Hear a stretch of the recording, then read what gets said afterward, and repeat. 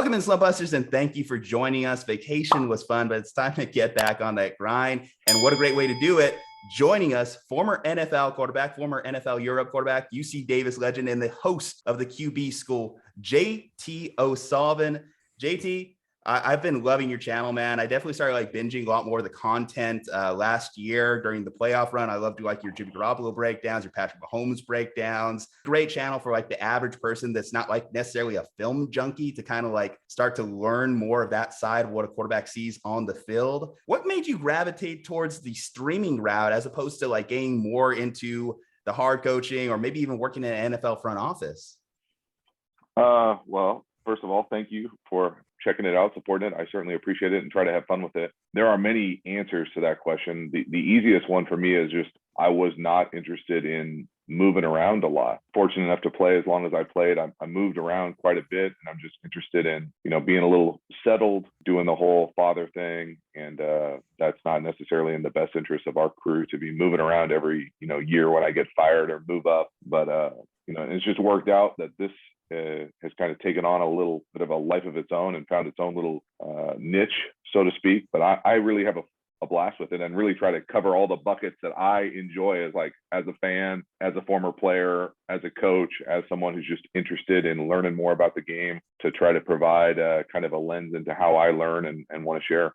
So I have a quarterback question for you that goes back to last year, because I guess as someone who watched college football back in the pandemic, I suppose, I really thought that Justin Fields was going to be someone whose game projected well to the NFL. And obviously he slid down to the fourth quarterback in 2021. And then last year was kind of a mixed bag of results for most of the rookie quarterbacks. So what did you think of Justin Fields when he was coming into the NFL? And then what have you made so far of Fields and what the Chicago Bears are doing and how that's going to work out for him? I love Justin Fields coming out. I think I had him rated as my favorite guy. I think there's a few different reasons why he maybe quote unquote slid. I think he was still, a top 15 pick, whatever he was.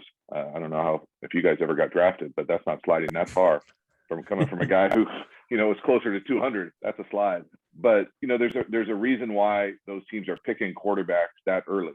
They're usually significant deficiencies on the roster. And, obviously the Bears had that. They also have made a coaching change. I think you could make an argument that Justin Fields' surrounding cast right now is probably as poor as anybody in the NFL. And so I think we're all kind of, at least I am as a fan of Justin Fields, I'm kind of hoping for the best, but preparing myself for the worst as far as what this year potentially looks like. But anytime you get a new coach, new staff, you're not surrounded by, a bunch of Hall of Famers, you have the potential to be in a real tough situation. And so I personally think his skill set is as dynamic as anyone in that class. I think you really need a half a decade to kind of let it settle a little bit to know for sure. But I'm still really high on Justin Fields and think he's got a lot of great opportunity to be a star at the league level. It's great talking to you today, JT, because actually when I was growing up, I remember seeing you on my screen watching Niners games. I'm a big time Niners fan myself.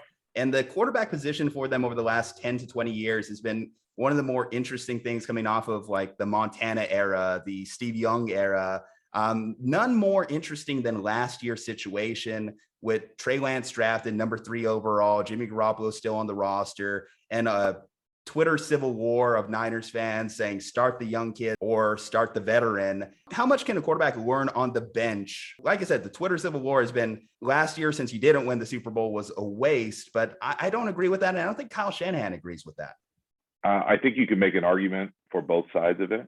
I think when you give up what they gave up draft pick wise and capital for that position, that pick, I think the expectation was that they were going to play immediately. I think time will tell. If he he has a Patrick Mahomes-ish year this first year, and then everyone will say, oh, that's great because he sat behind Alex Smith, where he learned from Jimmy Garoppolo, and so the outcome will kind of dictate how we view the process. But I personally would have loved to have seen him play. That's just me selfishly as a quarterback fan. I think it probably made that offense a little bit more dynamic. It wouldn't have been, maybe as perfectly efficient as Shanahan would love it to be. But I think time will tell with the development of what Trey Lance becomes.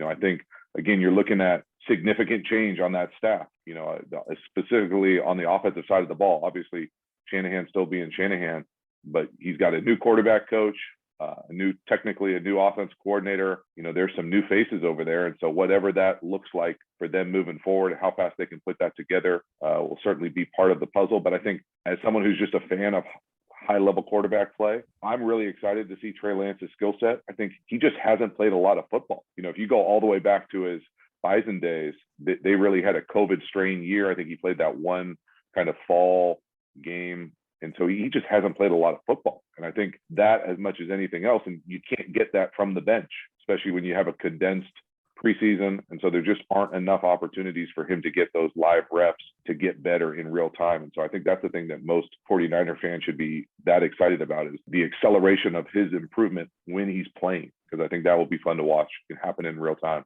So I wanted to ask you about Zach Wilson, because it's been hard for me to kind of evaluate what I've been seeing from Zach Wilson, not just because I didn't watch much of him, but last year you kind of throw out a lot of the stats because of how poor that Jets team was. But he did have a really low completion percentage last year, and everyone had been conditioned to be like, completion percentage is something that doesn't adjust year over year. And then Josh Allen happened and it changed the math. And we've seen Kyler Murray improve completion percentage by 10 points since his rookie season. So is there concern around Zach Wilson's ability to complete passes? Because he had a lot of flash in the pan moments during the season, and, a lot of incompletions and more interceptions than touchdowns and things of those sorts. So is a completion percentage in the 50s something that will probably correct itself as the Jets develop an offense and put more talent around him and things of those sorts? I think that all of those variables you mentioned will play a factor in his completion percentage rising. I think it's a combination of as simple a thing as, being in games more, as opposed to feeling like you're behind and you got to chuck it and you got to chuck it downfield. You got to take shots that normally you wouldn't want to take. I also think the game will probably slow down a little bit for him as he gets more and more experience at the league level. I think the offense will continue to kind of fine tune itself to take advantages of what his strengths are. Now, the other part of that, the flip side of that, is that some of his strengths are that just playmaking ability that he can create off platform. And so those things aren't necessarily tethered to timing, completion percentage. The reason why so many of those completion percentages are jacked up from what they were 10, 15, 20 years ago is because the way the game has evolved to a little bit more of a horizontal, spread them out, quick screens, different ways to get RPOs, to get completions that really are just extended handoffs, but incorporating that into and not losing what I think the Jets drafted Zach Wilson to do, and that's to be an elite playmaker. And when things break down, that he can extend and create. And so finding that sweet spot for what that looks like, I think is still TBD. I'm not sure that he's going to be able to play the way that he played at BYU consistently on Sundays. And so as he continues to find whatever that middle ground looks like for him to be as efficient as he can be, but also you don't want to sit in those meetings and be like, hey, bro, we need you to throw it to this guy on time every play. Well, if it's blurry, you got to go make something happen. And that's when you're at your best. And so we want you at your best, but you also can't throw the ball to the other team. There were a couple interceptions where he's just trying to do way too much. And it's not the same as, beating the hell out of some Mountain West team. There are different ways to be able to incorporate his strengths with what they're able to do and trying to do as a team to win more games. Obviously, a big part of your channel the last couple months has been breaking down this incoming rookie class. Who stood out to you the most through your evaluations? Trying to think who I had ranked at the top of it. I personally love Malik Willis. I think he's got a huge upside. Now, again, and I try to say this on the channel quite a bit, but so much of this is luck about where you end up. I think Kenny Pickett is potentially in a really good situation because that organization over the long term has proven that they're stable. They have stable ownership, stable head coach. There might be transition on the coaching side as far as who's calling the plays, but that organization has proven over the years that they're a sound, stable, winning championship culture. And so not everybody is in that situation, as opposed to someone maybe like Desmond Ridder, who's in a spot where he might get a chance to play. I'm not sure the Falcons, what their roster looks like as far as competing with everyone else, but the NFC South is tough with Tampa Bay. And so all these guys are in different situations, whether it's Hal Carroll with the Panthers, those guys, all those situations, none of those situations are great for a quarterback. That's the thing where you look at a guy like Trey Lance, maybe, where you're like, these guys moved up to get him. They identified him. They went and got him. That roster is a Super Bowl caliber roster. None of these other young guys are coming into really a Super Bowl caliber roster. maybe with the exception of the Tennessee Titans. But, obviously Tannehill is probably going to play at least for the significant future. And so the outlook for this class is just different than what I think the expectations were for the previous class. So Corral is an interesting case in Carolina, and you mentioned him kind of briefly there because he's a third-round pick, and obviously third-round picks are more so as like backup quarterback roles, or at least that's what the team kind of intends in the first place, because otherwise they would have invested higher draft capital in the quarterback. But the Panthers aren't really trying to compete this year. They still have Darnold under contract for a year. So does it really behoove them to play Corral at some point during the season, even though they've kind of got like a mishmash of quarterbacks on the roster and a new offensive coordinator in Ben McAdoo? Yeah, I don't have a good answer, and I'm not going to pretend to know what the hell the Carolina Panthers are doing. They're fixing to be in all sorts of trouble, and so it's one of those things where they obviously identified Carroll as their guy this round, and are going to stick with Sam and see what happens and let that whole thing compete. But that thing sure has the potential to go sideways really quick and probably see a significant amount of change in that organization over the next calendar year. You mentioned a lot of these situations aren't ideal, and a lot of them are with new coaches coming in. I think of Trevor Lawrence out there in Jacksonville, obviously coming from the disaster year with Urban Meyer, and now they have Doug Peterson there. How difficult is it for a quarterback to deal with changes at offensive coordinator, head coach, especially in those developmental years? I think it's always a challenge. I think, maybe the more times you go through it, it becomes a little bit easier. But for a guy like Trevor Lawrence and just trying to put ourselves in his shoes, you go from really, for lack of a better phrase, a complete dumpster fire in what that first year was as far as leadership, head coach, organization, the whole experience, to someone like Doug, who comes with a Super Bowl, who played the quarterback position at a really high level for a long time, who's going to be able to stabilize the position and allow him to create an environment where Trevor Lawrence can be more consistently successful and hopefully put that organization on the track to being a more consistent contender. Now, will it happen immediately? Who knows? But I think just from being able to take a deep breath and know, hey, you're the quarterback, your head coach was a quarterback, he's won the Super Bowl, he's got all sorts of intangible benefits that he'll bring to stabilizing and increasing the quality of Trevor Lawrence's performance. So the last quarterback that we haven't mentioned from the 2021 class would be one Mac Jones, who he was in the Pro Bowl. I feel like they had to call 9 people to get him to the Pro Bowl last year. So how do you feel about how the Patriots have worked him into the offense? Because it looks different than what it was 2 years ago and different than what it was with Cam Newton. And now their offense still isn't great, but it's done enough to be stable. And obviously the Patriots made the playoffs last year. So what have you made of Mac Jones as the quarterback of the Patriots so far? I mean, I think Mac Jones is in a really great position. I think that losing Josh McDaniels is certainly going to rearrange the way that he plays the position and the preparation and what that organization looks like offensively. The whole kind of facade of a clown show as far as who's calling plays, who's not calling plays. I don't think that matters at all, to be honest with you. I think that what matters is Mac Jones' continual improvement. And I think that there were times last year, really in the middle of the season, where he played at a really high level. And then there were other times where it felt like he was really struggling and things were happening too fast for him. And maybe the season got a little long on him. And it was tough at certain stretches. And so as he's able to kind of, condense the peaks and the valleys to make everything a little bit higher as far as the consistency of his play and what they're asking him to do, I think he's in the potential to be in a great situation. For Mac Jones, the thing that I'm looking for is just the continued improvement. Again, coming from a guy who didn't play a lot in college, when he played really well, but you want the leaps of improvement to happen early in these guys' careers so that they use an example like Josh Allen as an outlier is not a great example, but you want steady quality improvement every single year. In your first offseason, especially as the starting quarterback, is a great opportunity for you to influence the team, to come into your own as a role, to become a master of your system, and to just elevate everything that you're doing and, in course, elevate that offense. And so I would look for them to take a step in the right direction, regardless of the kind of periphery of who's calling plays, who's not calling plays. I think it will matter less once we get into the season and Mac Jones continues to be consistently improving every single week over the course of the entire season and eliminate kind of the huge peaks and valleys.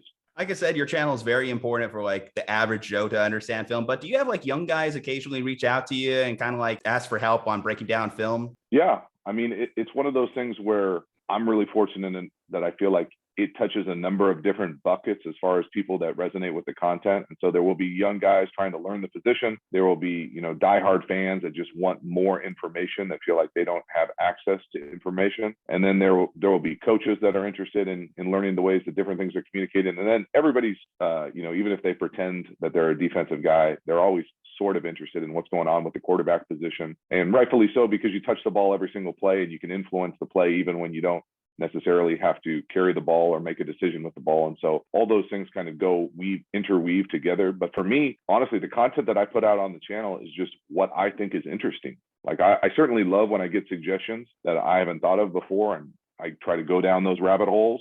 But for me, it's just, hey, I think this offense is interesting. I think this guy is playing really well. How's he doing it? And to be able to take a little bit deeper look, then you just can't do those deep dives with a broadcast view, on a Sunday or on a Saturday. You got to be able to pull the layers back and watch the all 22, watch it a number of times, draw something up for someone who's maybe not familiar with that term or concept, and kind of pull it back, but then be able to put it all together and realize it's not always, I think it's easy to be like, oh, the guy threw 10 interceptions.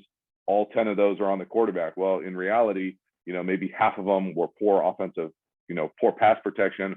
The other two, the wide receiver ran the wrong route. One was a tip ball. And so you start to peel back the layers, just like you would do, if we were in a quarterback meeting room in the league. And so you kind of try to understand the holistic impact of what that position has to deal with. And I think people resonate with that because, it feels like they haven't had access to that information at such a, in-depth, consistent level. So last question I have for you is less of a football one and more of just talking about our favorite college, UC Davis, because JT was a famous D2 quarterback at UC Davis. I live in Davis right now. It's pretty cool. Tell people why this little tiny city in the middle of nowhere, California, is the most amazing place in the entire world.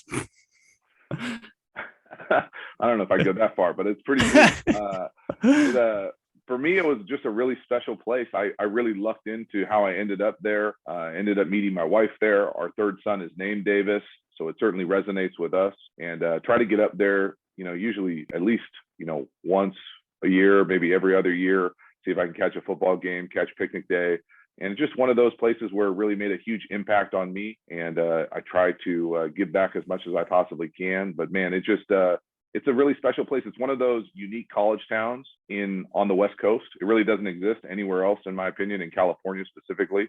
But it's it's one of those, and it's just weird enough for me. I love a little farmer's market, love the whole bicycle culture. It's a cool, unique vibe that I had a blast in, an absolute blast, maybe too much fun sometimes. But it's one of those things that I really enjoyed. So it's cool to see people also like yourself have a good time there and enjoy their experience. But it's one of those things where for me, I always feel super fortunate that I just ended up there. Thanks again, man. Thank you for coming on today. Really appreciate your time. How the heck do you not have a blue check mark on Twitter? Come on, the channel's blowing up, man. You have over 100,000 subscribers on YouTube. I got to get that petition going at this point. But no, go ahead and tell people the socials, the links, where to find, all that good stuff. Yeah, everything kind of starts and stops for me on YouTube. It's where I do the vast majority of the content through there. There's different ways to support the channel through Patreon, through the thing that I've really kind of fallen in love with that I didn't necessarily know even existed when I started the channel was we offer a number of different courses. So as you kind of take a deep dive and elevate your football IQ, offer a number of different courses all across different kind of topics of what I think is interesting in football. And so from there, and then I do my most interaction on Twitter. I have no idea what the handle is, probably at the quarterback school or at QB school. And so it's fun for me to be able to go back and forth with people that love ball and are just trying to get better. So I appreciate y'all having me on. From listening to this video, you probably got an associate's degree for the QB school, but if you want that bachelor's, you got to hit that subscribe button on JT's channel. Subscribe to our channel, leave a like. From Juju Talk Sports, Kyle Ledbetter, and JT O'Sullivan, stay safe, happy, and healthy. We'll see you on the next one.